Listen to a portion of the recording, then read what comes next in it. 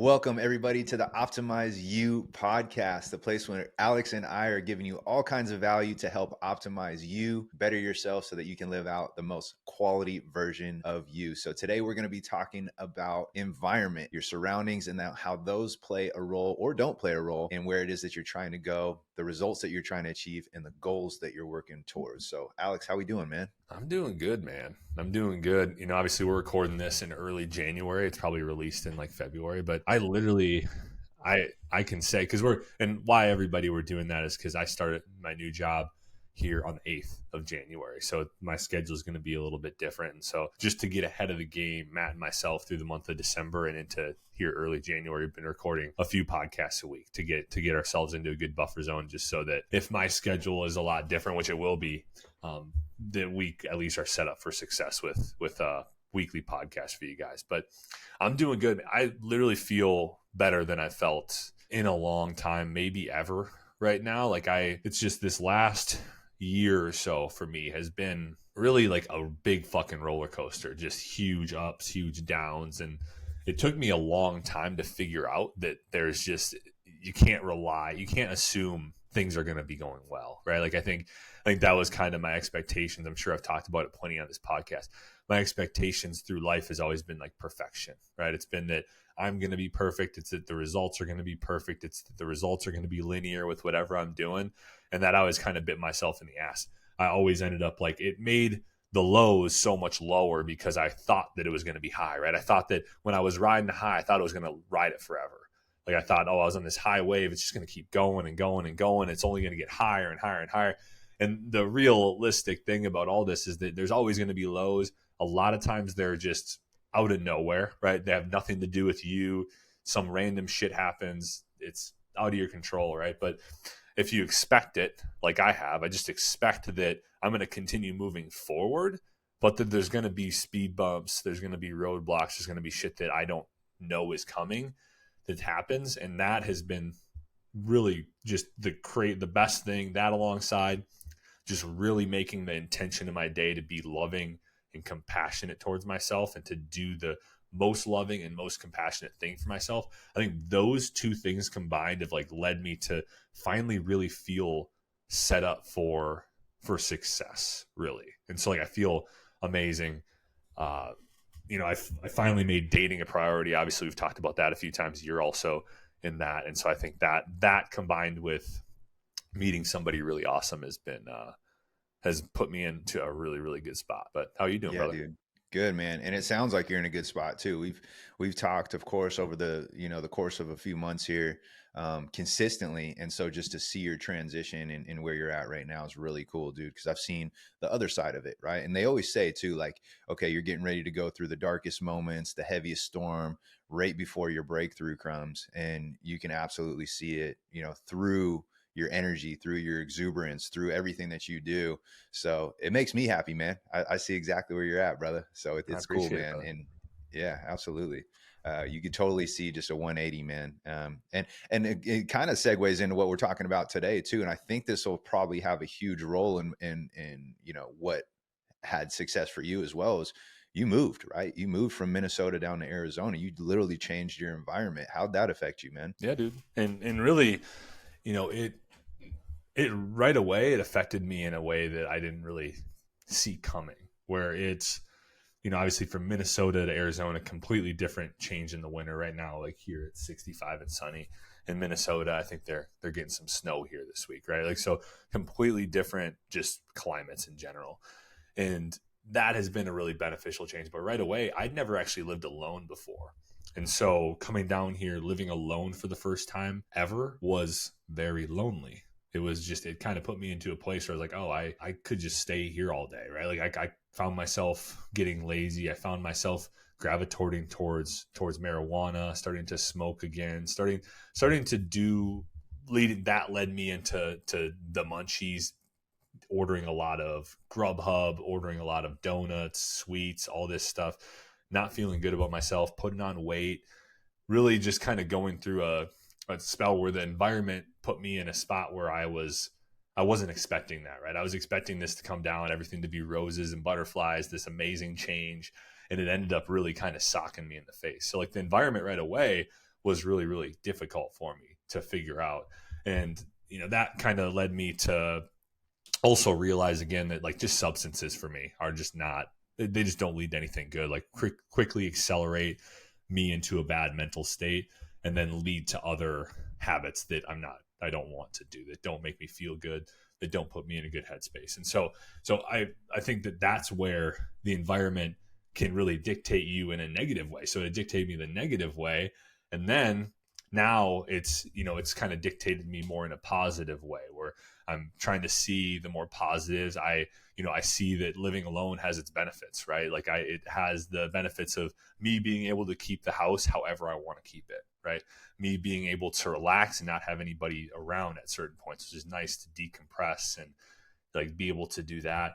And then just the different things that I've done and the different people I've surrounded myself with have helped me a lot too. All the people I'm hanging out with down here are really great. Obviously, I said I've been dating somebody now for a month, and that is just probably one of the coolest people I've ever met, which has been amazing, because I think that's a part of your environment is who you surround yourself with, right? And so the fact that like I've been able to just kind of pick who I'm surrounding myself with, find some awesome people, and really just figure out who really is lifting me up has really been a huge benefit for me when it comes to that side of things. That's awesome, man. And it's cool because I think everybody thinks immediately as soon as you change your environment that it's immediately going to be a positive thing. And for you, it wasn't necessarily, right? Like we look at, okay, the transition from Minnesota to Arizona, just from a weather perspective, I'm like, oh man, that's awesome, right? That's going to be phenomenal. But it came with some other curveballs that weren't expected, to the ability to be living on your own now, to the point where you're like, oh, I got all this freedom, which almost lets you like take your foot off the gas a little bit. And you were filling voids with like some of these vices. Right. And it was like, okay, I understand that anytime I rely on these quick Band-Aid, quick fixes or quick dopamine hits, like they're not serving me in the long term. It's cool for a quick fix. But it's cool to see your whole evolution through the process that you went through. Because on the surface, when you look at those things, you're like, man, going from Minnesota to Arizona, like beautiful weather, it's gonna be nice and warm. You got your own place, like everything should be great, right? And it's almost like you went over a little speed bump, but then, man, as soon as you got over it, it's like everything right now for you is flourishing, and you can tell and like look back in hindsight, like, man, there were some tough scenarios from it. There was a little bit of a transition phase, but I mean, correct me if I'm wrong, but you'd probably look back now and go, yeah, I wouldn't trade it for where I'm at right now at all, right? No, man. I think that it was the best thing for me. Really, now I look back on it, I got back into therapy because of that, and I found a really, really good therapist, which I'm actually out of therapy now. Like I just had a quick like few months of therapy where that combined with all of those struggles changed my fucking life, because it allowed me to kind of figure out what I wanted. And I was like, you know what? And it allowed me to reflect on what I was doing, right? I was like, oh, this perfection thing continues to loom over my head, right? Like it continues to do that. And I wouldn't have figured that out if I didn't move, I don't think, and gone through that rough month or two of just really going crazy on food and getting back into weed and all of this different shit. I would have never been able to figure out that, oh, this is the common pattern, is this perfection thing.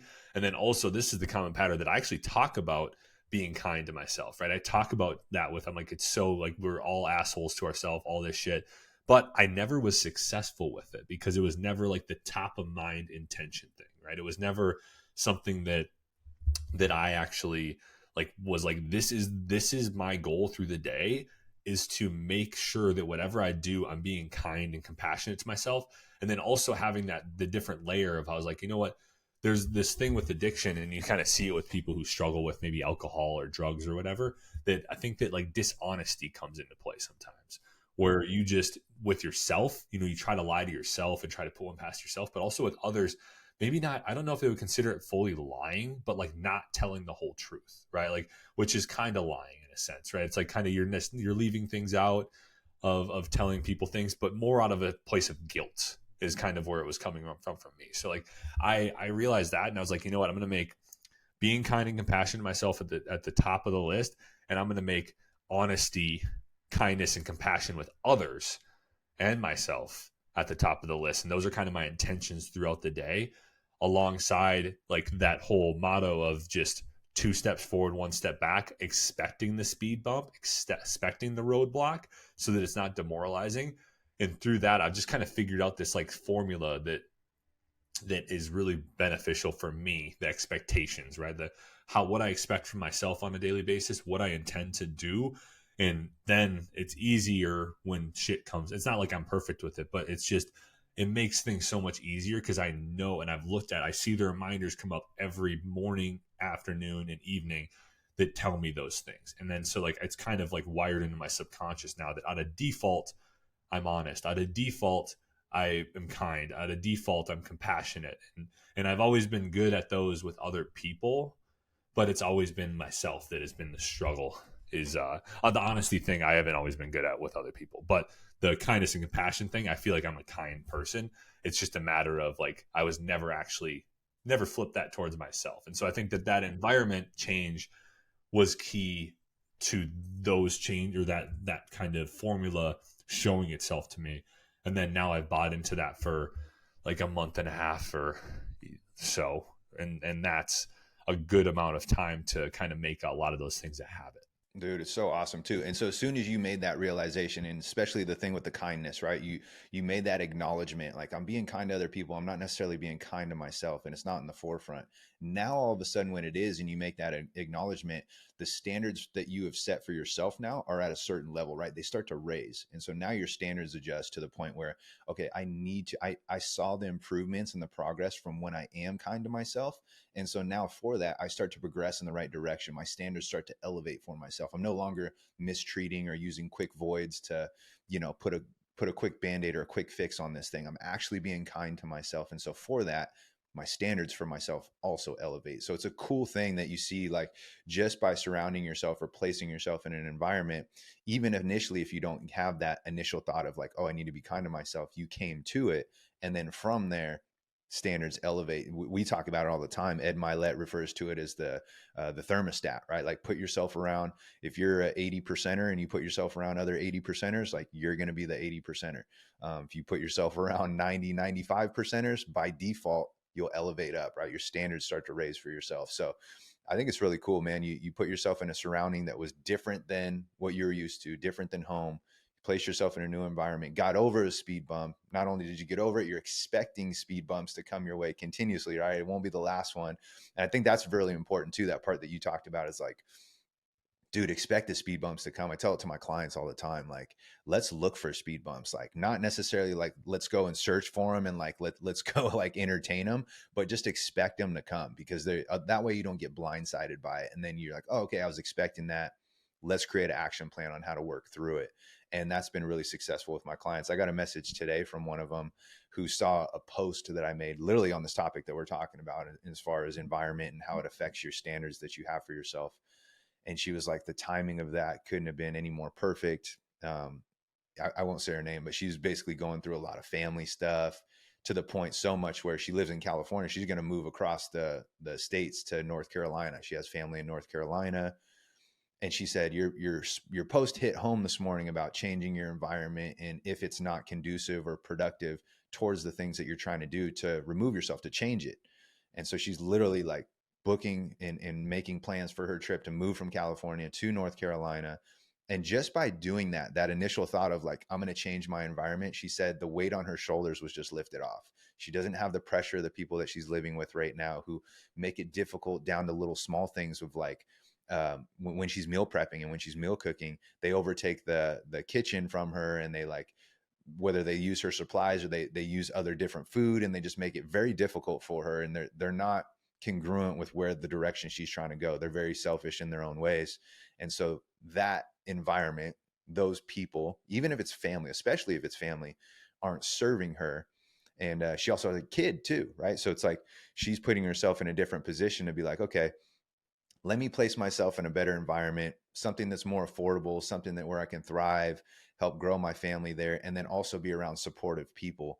And so just by her not even physically being there, but transitioning her mind to going to that, she already told me, she shot me a message and was like, not only did your post hit home this morning, but I feel a huge weight lifted off my shoulder because I've already planned this stuff out. And although I haven't done it yet, it already feels great. Like I'm on the right track. That's so awesome. And I mean, that's the key. I think that's one of the biggest things with the environment that people don't think about is the people you surround yourself with. And I'd love for you to share, like, have you kind of ran into those struggles in your life, like with people that weren't supportive, people that were dragging you down, maybe not helping you move towards your goals, or maybe not in the same area as you? Because I think sometimes what I've seen is that it's like there's really good people, but you're kind of doing this, right? It's like there's different paths, and you try to it's easy to try to grasp on when they're really not. Maybe they were just like in your life for a period of time, and that it's maybe not best in both of your best interests if you continue to like hang out as much as you have been. Not that you can't stay in touch with them, but I think that's a struggle for a lot of people. Like how have you dealt with that in the past? Like maybe breaking things off, or like reducing contact with certain people that maybe weren't in line with you or weren't actually helping you move towards your goals? Yeah, it's a great question. And I like to compare it and use examples of when I was competitive in CrossFit. It's a really good example of how you are in one environment that is extremely conducive towards the direction that you're going. And then you place yourself in another environment that isn't necessarily that way. And you don't notice it until you're able to contrast the two, until you've experienced both of them and go, whoa, despite me not being like a huge fan or because it's tough and uncomfortable in this other environment, man, was it productive for me. Then when you go over to the comfortable one where it's more like lackadaisical, less competitive, your standards start to lower, right? And you feel it over time. You go, damn, I'm not holding myself to the same standard. The people around me aren't as competitive. And so I was at a super competitive gym, like when I was first introduced to CrossFit, and that's where I first got the bug for like doing the competitions, like doing the fitness competitions. And I was in there with games athletes that were phenomenal, just unreal, right? So the amount of work they were doing, the volume, the grit they would do through their sets, like to see how hard they would push themselves. And dude, I dreaded it all the time, but I, going back to the thermostat, I had to level up to those 95 percenters if I was an 80 percenter just by default, right? Just to not be the person that was like shunned out of the competition group, right? Like when we would train every week together, it was like, you better hold your own with these guys. You may not be as good as them, but you better be in the ballpark or at least be trying. Or else by default, you'll be kicked out of the group, right? And so that was, at first, it was super daunting, but it forced me to level up. It forced me to get uncomfortable. It forced me to learn technique better and form, and to be able to move weight faster and more efficiently, and learn higher level skills, like stuff that I wouldn't have done on my own. I had to do it by default just to level up to the degree of the thermostat of the rest of the community. Then I moved up to Oregon. I joined a gym that wasn't as competitive, right? The great people, awesome community. I still had the bug to compete, but the degree at which I had to try to like force and push myself was so much harder because everybody around me wasn't doing it, right? They were just like, oh, and when a set got tough, they would stop, right? Or they would take a break, or they would take a breather. Whereas like my other group was like, man, you better go till your lungs are on fire, and then you better keep going, right? We're not stopping. Foot, like pedal to the metal, like this is how you do it. And so there's two totally different degrees there, and two totally not one's right or one's wrong. But if your goal is to compete and be at a certain level, you have to be able to perform a certain amount of work. And when I got placed into that less competitive, more comfortable, like not lackadaisical, but just more at ease community, which is the majority of the population, right? I just got lucky at being a super competitive gym. My first one went into a less competitive one. And man, I had to really force myself to keep the caliber and the standard that I had before. Otherwise, by default, it was just dwindling down, like very short. And I could see that in other aspects of my life too. If I'm not in a group, if I'm not talking to people like you, if I'm not talking to, if we're not surrounding ourselves with a network of people who are doing the same things as us, it's easy just to let your thermostat or your standard for yourself start to go down lower and lower and lower. And it gets more frustrating because you know what you're capable of. So as soon as you start to go down in that direction, you're like, oh man, like I can feel it, but it almost feels like I'm scratching and clawing and like white knuckling through this. Like, how come it was so much easier before to hold a higher standard for myself? It was my environment. It was the people out around were like super competitive, and I had to like stay afloat.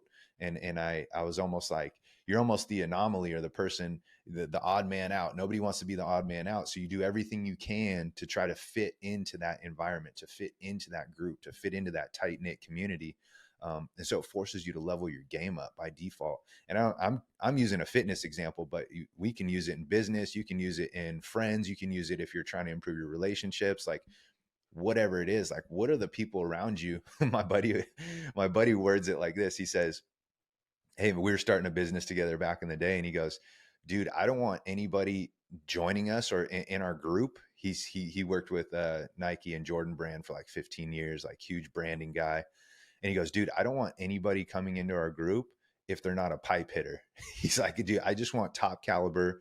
Like anybody who comes in has to be contributing. And he set that tone from like the jump, because I'd be conversating with people and like trying to pick their brains. And he goes, and he would always ask me, like, he's like, are they a pipe hitter? Like, are they the top notch? Are they going to improve the team? Are they going to take the team to another level? And if not, he's like, dude, we don't need to talk to him. We don't need him on our team. And he set the standard early. So again, that's just a product of the environment, like the people that you're around. Like, what are you willing to accept? So I'd encourage people right now, if you're sitting or you're capable of more, but you're just like, damn, there's people or my environment, something's holding me back.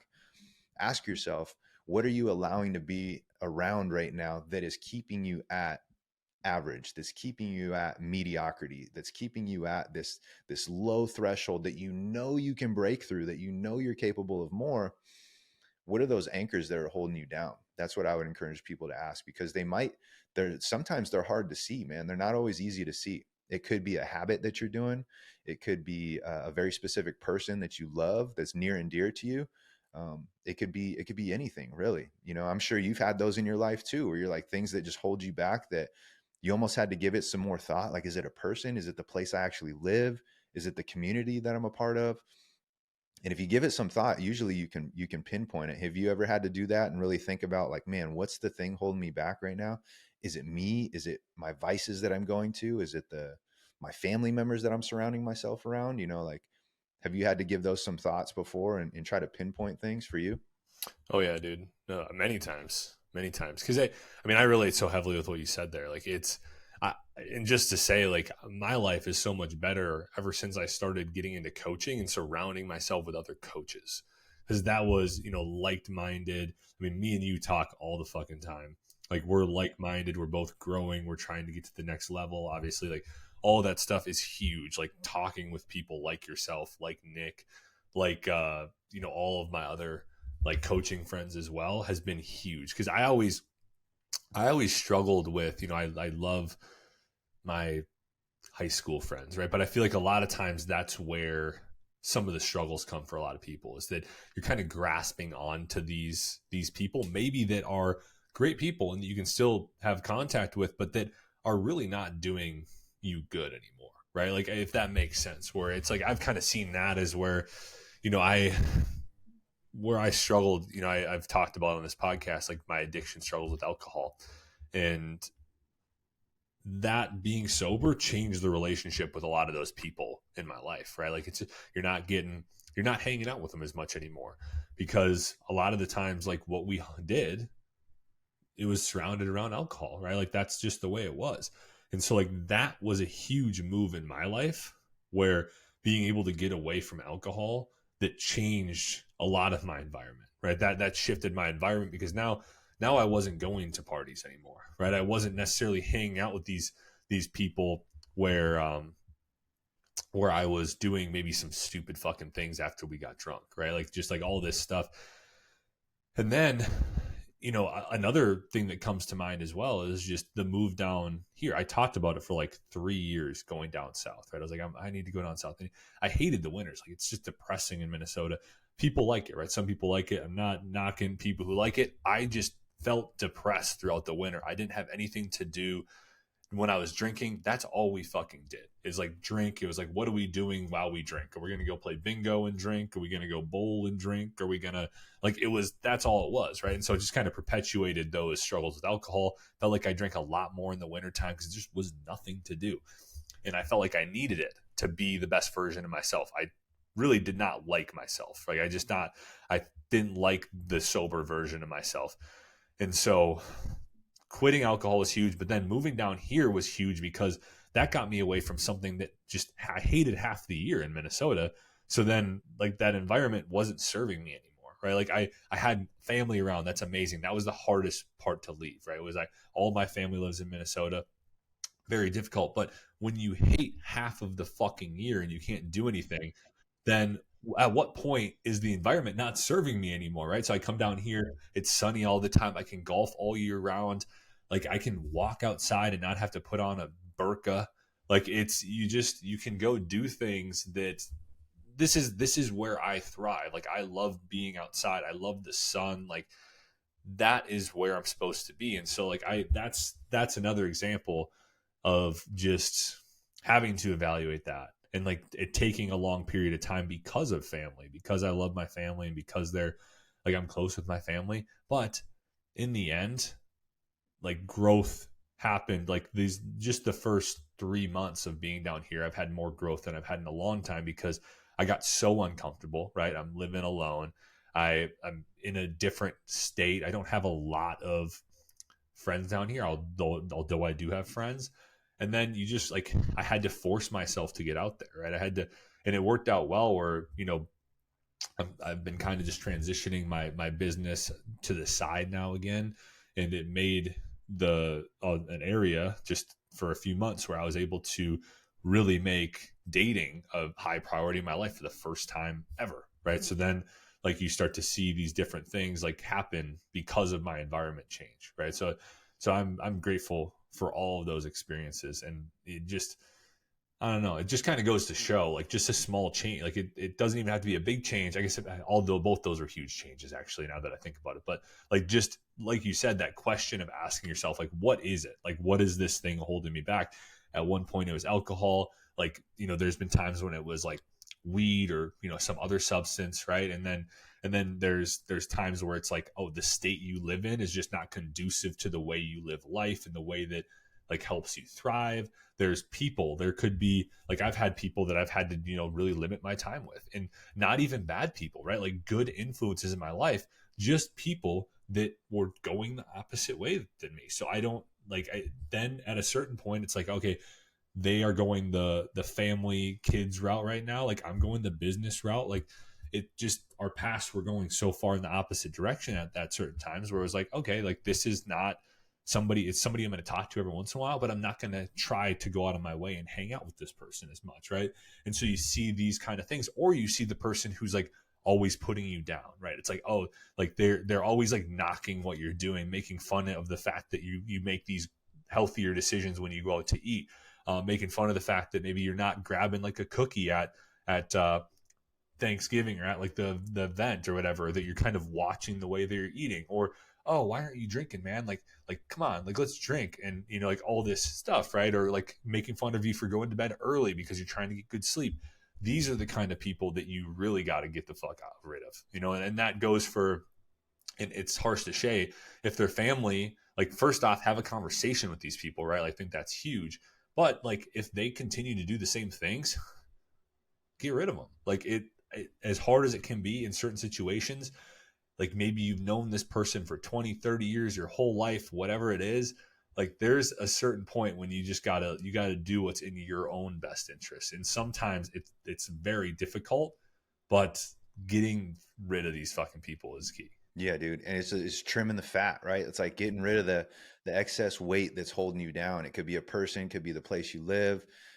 It could be some of the circumstance or habits that you're doing. Those could also be part of it too.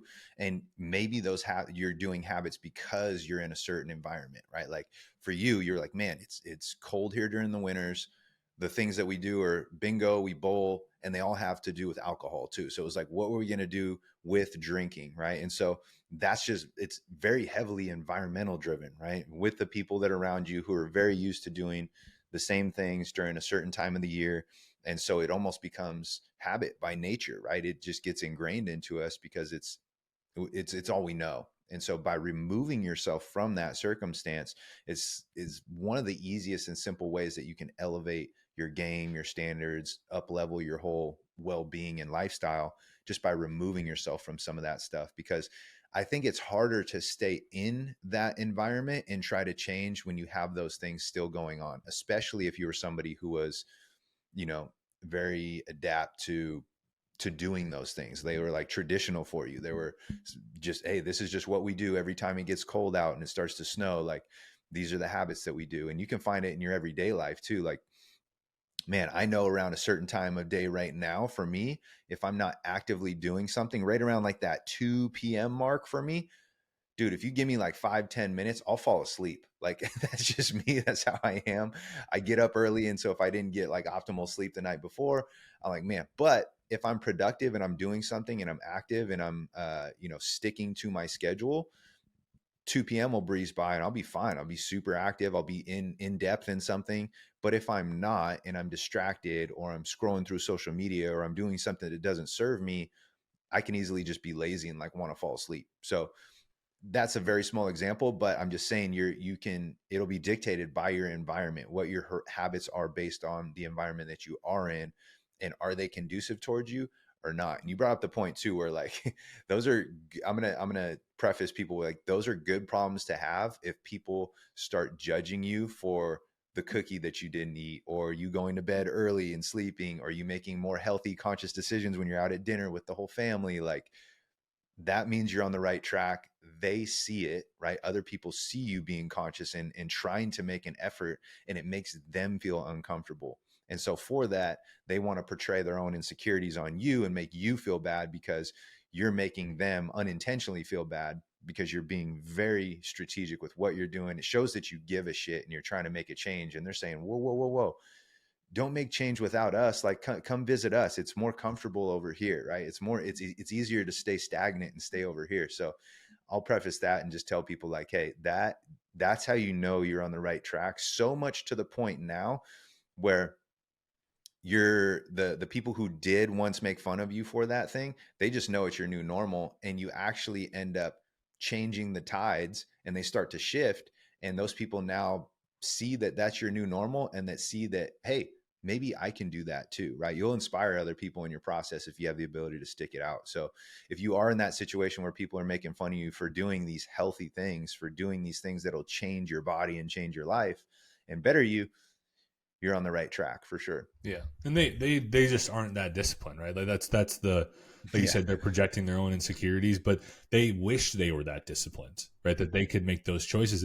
And I've gone through both of those areas where I've been not able to make the choices that I want to, and then I've been in places, and right now I feel like I'm there. Especially I've eaten out. I shouldn't say I've had to. I've just eaten out a ton, like over the last, I feel like 3 weeks, and so, but I'm in better shape than I've been in a while because I am navigating my days in a way where it's like, I got a meal out tonight. Like, let's maybe peel a little bit of calories back from these meals. Let's, kind of make some choices. And then when I go out, like, it's like, what can I get that's going to be relatively good, right?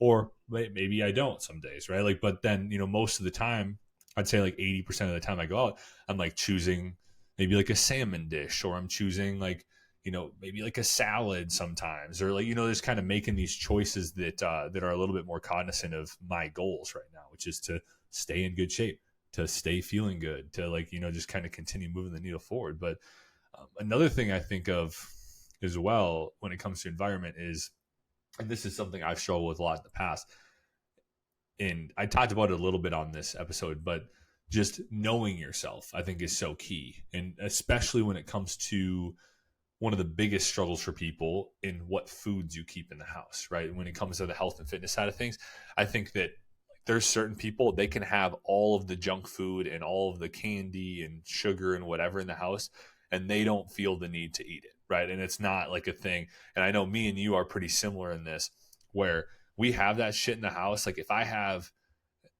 and I've actually been pretty good. I do have some stuff in the house, and I've had it in the house for a few weeks, and I haven't felt the need to crush it. I'll eat it like in small doses. But most of the time, I keep as much of that shit out of the house as I can, because like if I have ice cream in the house, it's fucking gone. If I have candy in the house, it's fucking gone. All that stuff. And I've touched that stove enough times. I've burnt my hand on that stove hundreds of times to get to this point where I'm like, you know what? we just can't, it's just not happening. Right. It's like, I know myself enough, and I tried to move past it enough times to know that I just can't have that shit in the house. And so that's, I think, a huge thing that people need to understand too, is like, what kind of person are you? And, what would you say to those kind of people too, that have family, like they live with their husband, their wife, their kids, like whatever. And they're like, you know what, like whenever this stuff's in the house, like I always end up eating at some point during the week and crushing it and maybe binging on it, whatever it is. But, oh, my kids eat this, or my husband likes to have this in the house, or whatever it may be. Like, what would you say to those people to help them out? I think there's two things. So the first one is to immediately communicate what it is that you're trying to do, what you're trying to attempt. And it could be as easy as a conversation, and just put it out there black and white, like what you're trying to achieve, the things that are your non-negotiables, the things that are going to make it more challenging for you, and see if you can find some common ground. You're not telling them to completely eliminate those foods out of the house, but maybe they can put them somewhere where you're not going to see them, or maybe they can do it, whatever, like you guys will find a common ground. So I think that's first, have the communication. The second part is knowing yourself, having that self-awareness of how good you are at being able to sustain from those things. I know for me, when I have a task at hand, or I have a goal or something that I'm striving towards, I can be razor sharp. There's nothing that will knock me off, virtually nothing. But if I'm just going through the motions and I'm kind of just living life, and yes, I'm still conscious of what I'm consuming. I'm conscious of all the health aspects, from sleep to hydration to all those things. But I just do them out of, okay, I'm going to do them. They're almost like out of convenience. So that means my ability to get derailed or thrown off the track is very high. So when we're talking about having those things in the house, if I'm not actively pursuing something, if I'm not actively in a cut, or if I'm not actively trying to achieve a certain body fat percentage, or a certain version of myself, or like I don't have this thing that I'm pursuing, and I'm kind of just going through the motions, I'll get pulled and eat those Oreos. I'll crush that entire Costco size of M&Ms. Like that ice cream is going to be gone. Like there's no breaks. But I will say, and this is just self-awareness using myself, but if I do have something that I'm working towards, for example, I was just testing my program, right? In telling clients, like sharing my experiences going through it, so that I can become a better coach and relay some of these things to them. When I was doing that, there was nothing that would knock me off, right? Like because there's a task at hand, there's a goal. That's just me knowing myself. But I'm in the position now where my calories are ramped back up. I'm back in a maintenance stage right now. If that stuff's in the house right now, in the current state that I'm in here, man, it's much more difficult. It's much more difficult to hold back on those things. Not to say that it's impossible, but the level into which of me holding off is the self-control is very difficult in that situation, that standard. So I would say, know yourself, right? Self-awareness. And then if you do have family, spouse, kids, whatever in the house that are eating things that aren't conducive towards your goals, just have that conversation and see if you can find some common ground. If you can put it out of sight somewhere. I always tell my clients, like, you can have those things, but for you, I want you to actually travel and go get them. Meaning, like, you have to go to the store, and then you limit yourself to one serving of whatever it is that you want to have. That keeps them sane. It makes you so that you don't have to not have things, and it keeps you from overeating on those things too. So that's the way to kind of like find that middle ground, is so that you can still enjoy your ice cream, you can still enjoy your sweets or your favorite foods, because I highly recommend not giving those up. Just find a middle ground, and that'll keep you consistent. Because we always say every day of the week, we would take consistently good over occasionally great. So it doesn't mean that you have to be perfect and eliminate all these things, right? And succumb to whatever your family's eating, and like, oh, if they're eating that, I can't eat any of that. It doesn't have to be that way, but find the common ground that works for you and your family in your specific scenario, because it's going to be different for everybody. So that communication piece is huge, man. Is there anything you have to add to that? Yeah, man. Well, that's all. That's amazing. First off, and like you said, like on the goal side of things, that my driver. I mean, I just need to look good for the lady right now. So that's Yeah. like that's my It doesn't matter driver. what it Right? is. It's like, Yeah. so I can have all the fucking sweets in the house right now, and I am not tempted Yeah. at all by Like, them. nope. But that's just but that is the key, right? Like, if you do have a goal you're Yep. going after, if you do have like a Mm-hmm. physique that you're trying to maintain or achieve, it is like and it's big enough for you, right? That's another key of it. If it's a big enough goal, if it means enough to you, then it doesn't even fucking matter what you have around. But that's not to say that I still don't generally keep things in the house. I am on the camp of going out and getting it, not depriving myself of the ice cream or anything. Like maybe if I'm out to eat, I'll get a dessert, right? Like I'll get a dessert or I'll go grab ice cream. Sometimes I'll just grab like a thing of Halo type ice cream even like if I'm at the store, I'll just get it. I mean, that's like 300 calories, right? I'll just pound one of those things. Like it's good. And really what I've realized over time, I've obviously struggled with sweets. Like sweets are my kryptonite. It's you never feel good eating a lot of it, right? Like it's just after the fact, it's like you just crush it and then you're like, what the fuck did I just do? Right. So getting the small amount, getting a serving, getting a, even that pint of Halo Top is such a small amount of calories when it comes to my daily calories. And so getting that is going to hit whatever sweet tooth you have, if you have that, or if you're like a salty person, like getting a small bag of chips, like that's probably going to hit whatever you're trying to get from eating a whole big ass bag of chips, right? Or like all that stuff. And then you feel guilty. And then, now we're getting into the mindset stuff a little bit more, right? Then we're starting to get to where it's like, this is really hitting the mindset hard and going to cause other problems potentially. So that came to mind. And then, I had something else I was thinking about, but I lost it. And so it'll come back to you. It'll come back. But no, dude, I had a client one time and you don't have to go to these extremes, but you were sharing something about like giving into the sweets and stuff. He sent me a picture one time of like some chewed up gummies and like candies that were like all spit out. So you don't have to do that, right? Like don't be so harsh on yourself. He's like, I was chewing my kids' gummies and he's like, all I could think of in my head was that these are sugar coated lies. So I spit them out. And he sent me the picture of the spit out gummies. Like we're not saying you have to go psycho like that, right? We're not even recommending that. Like have the gummies, like you could do those things. Also know what foods are like going to completely derail you. But if you can find some middle ground and some common ground so that you don't drive yourself crazy, that's what Alex and I are recommending. He brought up Halo Top. That's something that I do as well. It's something that you can crush the whole pint and have 330 to like 390 calories, like depending on what flavor you get. Like there's always going to be an alternative option.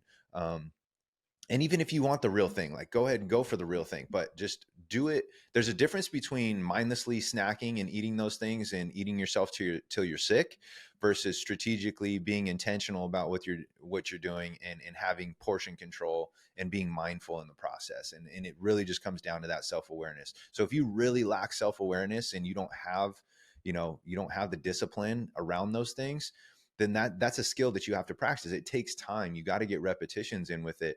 And I know Alex teaches that, but I teach it in my program too, is let's create the awareness around the entire picture and not label one food as bad food or, good food, things like that.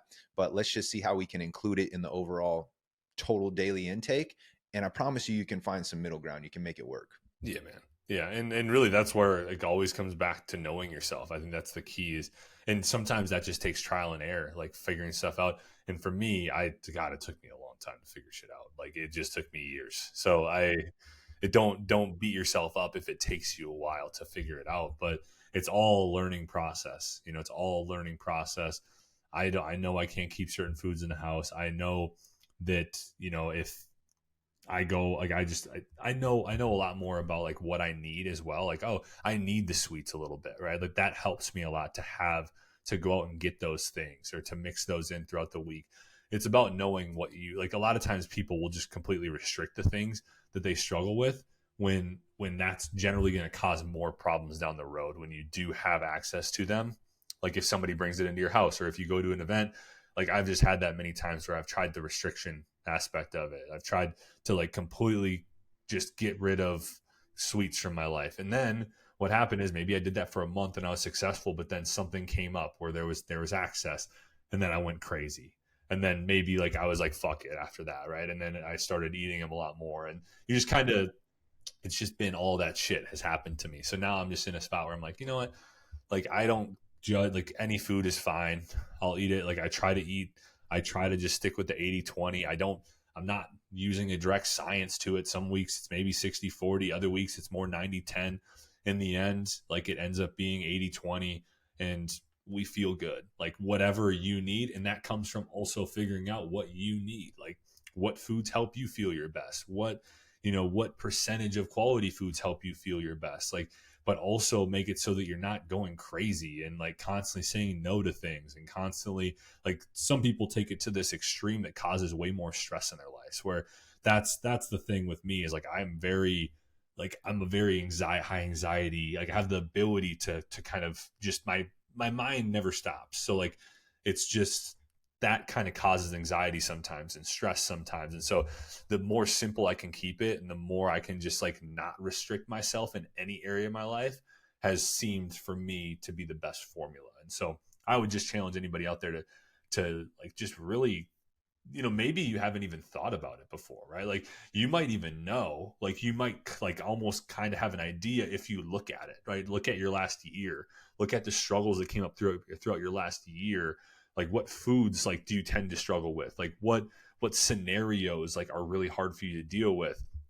How can you like protect yourself, or how can you set yourself up for success?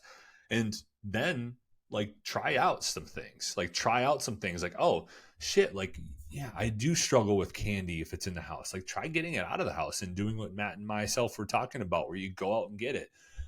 Maybe there's other scenarios that come up, or there's other vices that you struggle with. Like try different formulas with them. Try like having a set amount of time or whatever. I've tried so many different things with my personal life and with food and with exercise and stuff like that. And I've started to be able to cater a formula that works for me right now, but also understand that there's going to be different seasons. Like I know that what works for me right now might not work for me in 3 months or 6 months or whatever.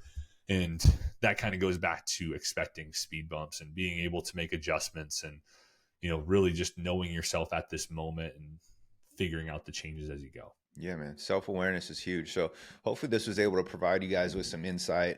Alex and I sharing just the environmental factors, how much that can change, your progress or your trajectory based in whatever it is that you're trying to pursue. We used a lot of fitness and health examples today, but maybe it's in relationships. Maybe it's in trying to improve some area of your life. It doesn't necessarily have to be health and fitness. But if you find that your environment is holding you back, like these scenarios that we're talking about, hopefully you can take some nuggets from what we explained today and apply those to your life right now. And a lot of it comes down to that self-awareness that we talked about. So if you guys did get anything from this, or you want to share it with somebody that would benefit from it, that's all that we ask from you guys. If you haven't already, make sure you subscribe. You like to stay up to date on our podcast. We are releasing these every single week. So make sure that you subscribe so you can get notified when we release them. We're pretty consistent on releasing them on Tuesdays. But again, all that we ask is that you guys share this with somebody that you feel like would benefit from it, and just introduce somebody to health and fitness in general. Appreciate you guys. That's all we got today. Hope you have a good rest of the day, good rest of the week, and we'll be talking to you soon.